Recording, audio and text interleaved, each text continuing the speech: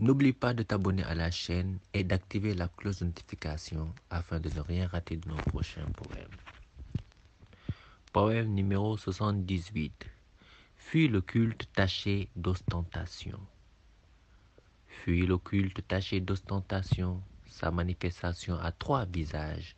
Sa connaissance profitable quand il gangrène ta motivation.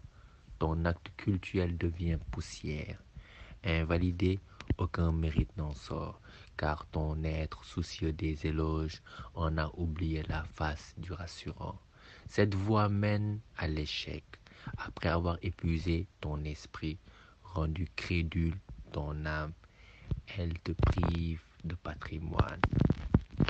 Fuis le culte taché d'ostentation.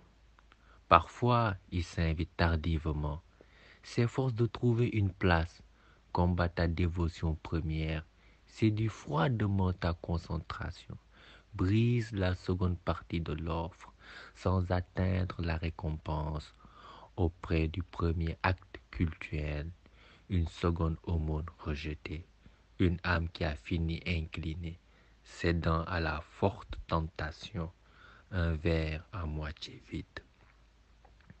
Fuis le culte taché d'ostentation. Devant la porte de la sincérité, il attaque sans cesse. Repoussé et méprisé du croyant, ce sentiment n'a point d'effet. Si l'idée ne se matérialise, si le Verbe ne lui donne vie, la miséricorde la couvre, son pardon accepte nos actes.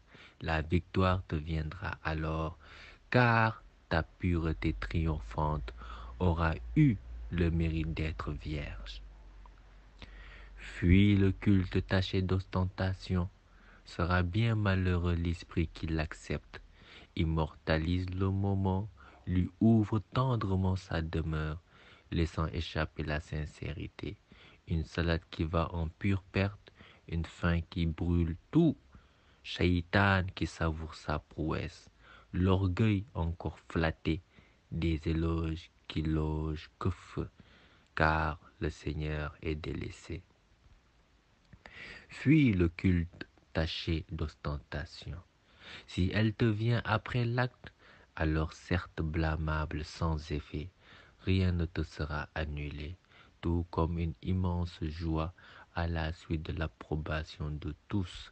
Bien au contraire, cette satisfaction de la grâce des bonnes œuvres et le regret des mauvaises œuvres est une marque de croyance, une bonne annonce en prémisse des éloges faits aux vertueux.